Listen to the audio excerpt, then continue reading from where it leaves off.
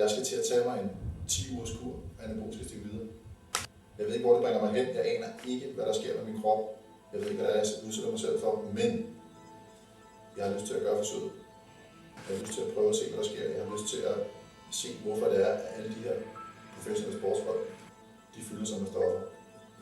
Det er mit mål i de næste 10 uger.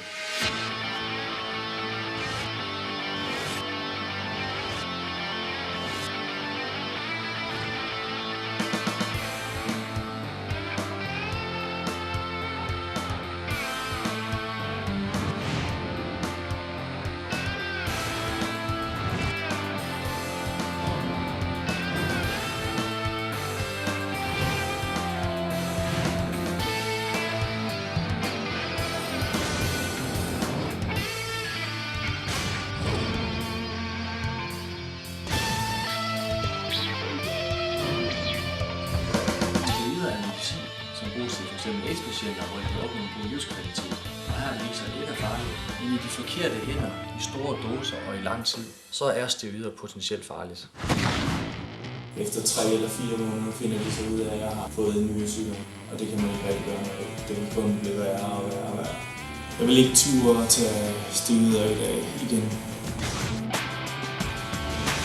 Jeg vil lige sige, at de mennesker, som vedkommer med det forsøg her, de har indtil et ansvar for, hvad der sker med min krop på de her 10 uger. Hvis jeg falder død om, er det mit eget ansvar. Jeg virkelig godt mærke nu, at du er de her forskellige præparater, der virker i kroppen. Du er en lille smule inficeret eller begyndende, eller dit immunforsvar falder lidt ned. Over det hele svære, som svigen rent udsagt. I sengetøj. Gennemgående med den her vågner. Og virkelig.